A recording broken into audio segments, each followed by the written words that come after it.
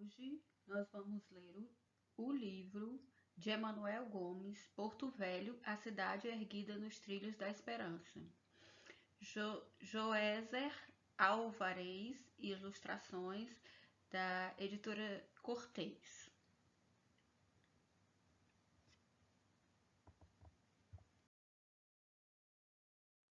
Café com pão, manteiga não.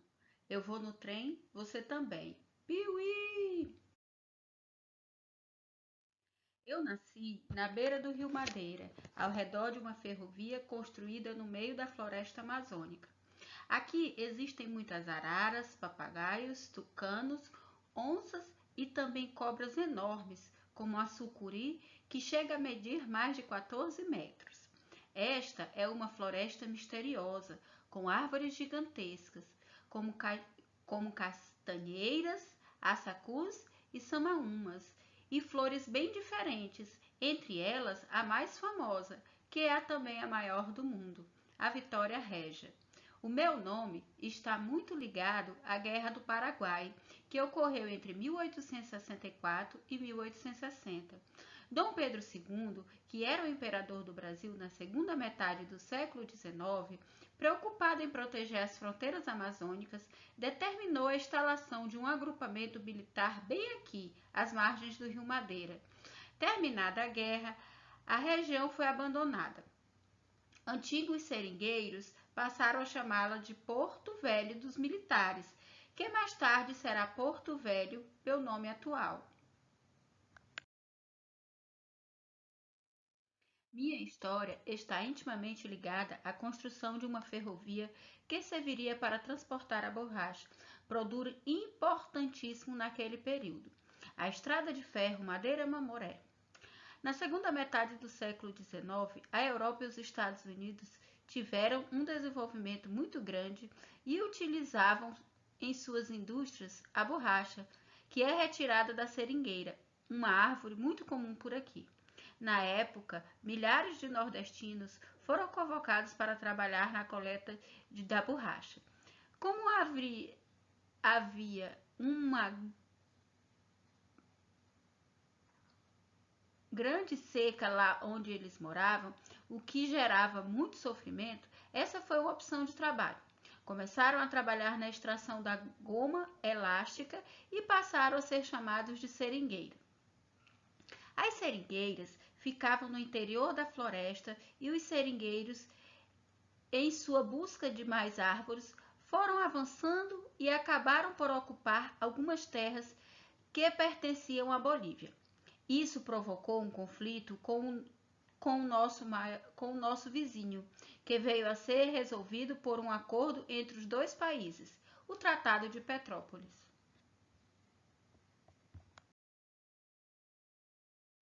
O tratado foi assinado em 1903.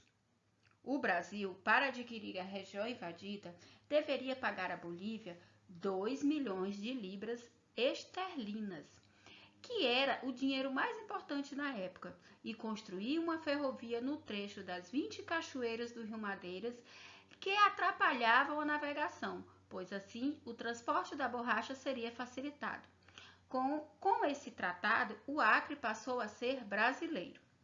Neste período, surgiram dois dos meus personagens mais importantes. Um deles foi o Marechal Cândido Mariano da Silva Rondon, grande sertanista que foi convocado para construir as linhas telegráficas entre Cuiabá, capital do Mato Grosso, e Santo Antônio da Cachoeira, localidade situada na primeira cachoeira do Rio Madeira. Ele também tinha como objetivo pacificar tribos indígenas da região e desenvolver estudos sobre relevos e fronteiras. Mais tarde, em homenagem ao Marechal Rondon, eu me iria tornar a capital de um novo estado, o estado de Rondônia. O outro personagem é Percival Farquhar, norte-americano, que conseguiu realizar o sonho da construção da ferrovia Madeira-Mamoré e se tornou meu fundador.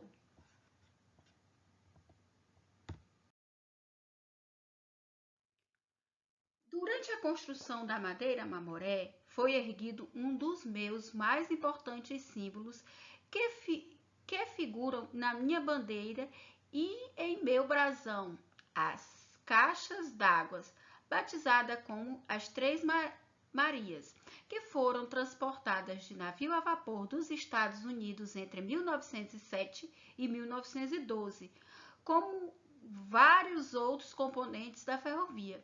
Mais tarde, por sua beleza e graça arquitetônica, seria construída uma praça em torno delas.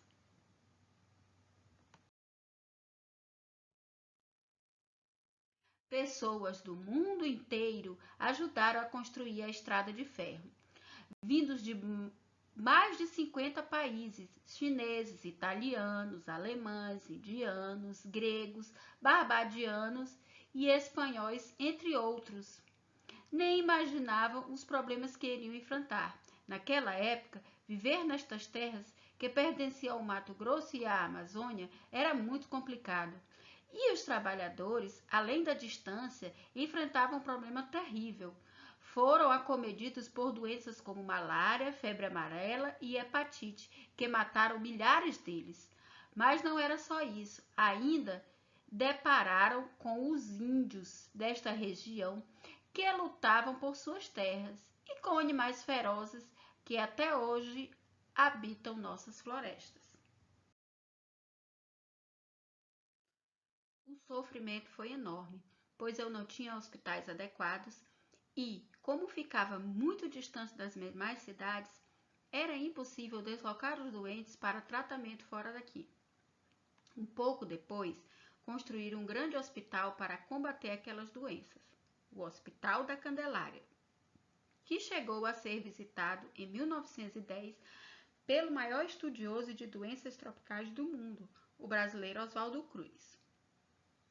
Mesmo com tanto esforço, o número de mortos e inválidos foi contado aos milhares, porém a empresa de Farquhar não desistiu e só concluiu as atividades em 1912. Com certeza, nenhuma outra obra em toda a América do Sul naquele período custou tanto dinheiro e tantas vidas.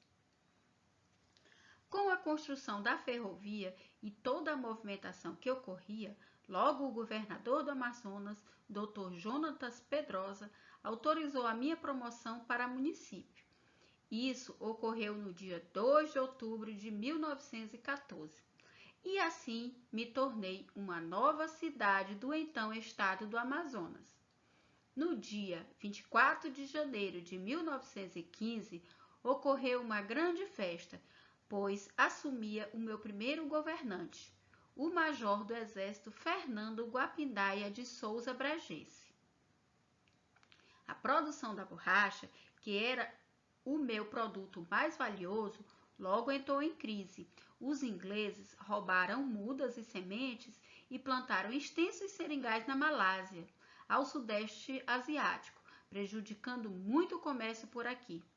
Desta forma, os compradores americanos e europeus passaram a comercializar a borracha de lá, o que provocou o abandono de muitos seringais. Durante o período da crise da borracha, a estrada de ferro Madeira-Mamoré enfrentou muitas dificuldades e chegou até a ser abandonada pela empresa estrangeira que cuidava dela. Mas as autoridades locais, aliadas ao coronel Aloísio Pinheiro Ferreira, personagem importantíssimo de minha história, e com o apoio do então presidente Getúlio Vargas, nacionalizaram a ferrovia no ano de 1931. Com a Segunda Guerra Mundial, que ocorreu em 1939 a 1945, os japoneses, que eram amigos dos alemães e dos italianos e inimigos dos ingleses e dos norte-americanos, invadiram a Malásia e impediram o comércio da borracha, provocando assim um grande problema para os seus inimigos. Os Estados Unidos fizeram então um acordo com Getúlio Vargas para novamente explorar os seringais da minha região. Esse acordo foi muito bom para mim, pois novamente ganhei importância e milhares de nordestinos retornaram para minhas terras. Desta vez, eles ficaram conhecidos como soldados da borracha, pois estavam em plena guerra. Com tanta gente chegando, Getúlio Vargas atendeu ao desejo das pessoas que moravam aqui em 1943, com o coronel Aloísio Pinheiro Ferreira, criou um novo território federal do Brasil, o Território Federal do Guaporé. E adivinhem quem escolheram para ser sua capital? Eu, que felicidade! Porto Velho, capital do novo território.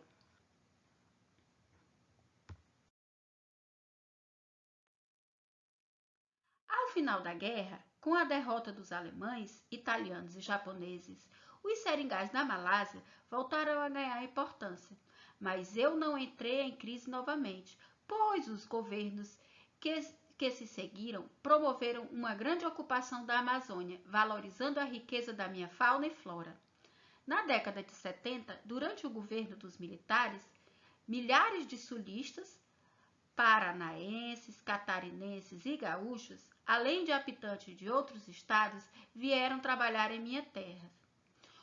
Um órgão foi criado para organizar esta ocupação e distribuir terras. Tratava-se do INCRA, Instituto Nacional de Colonização e Reforma Agrária. Novos tempos chegaram e o último presidente da ditadura militar, João Batista Figueiredo, transformou meu território federal, que desde 1956 se chamava Território Federal de Rondônia, em estado, elevando-me assim à condição de capital do estado de Rondônia. Isto aconteceu no dia 22 de dezembro de 1981. Nesta época, o Rio Madeira produziu muito ouro e as pessoas correram para cá para trabalharem em garimpos. O triste é que muitos não se preocuparam em preservar a natureza e contaminaram o leito do rio com mercúrio. Depois de tantas dificuldades ao longo da minha história, tornei-me uma cidade estruturada e, hoje, possui escolas de vários níveis, aeroporto internacional, estradas que me ligam a outras regiões e muitas outras construções. Tenho orgulho de possuir um centro especializado em combate a doenças tropicais, o CEMETRON, Centro de Medicina Tropical de Rondônia, que me escolheu para ser o seu lar. Hoje, sou a capital do norte do Brasil que mais se desenvolve. Tenho mais de 450 mil habitantes, um porto de muitos sonhos, aventuras e esperanças, pessoas acolhedoras e passagens lindas, o pôr do sol nos mirantes, a Madeira Mamoré, a Praça das Caixas d'Água, o Rio Madeira. Fico feliz com a minha trajetória, pois fui forjada na luta de gente de todos os lugares do Brasil e do mundo. Lutadores que venceram problemas terríveis. Hoje sou Porto Velho, o mais belo porto da Amazônia.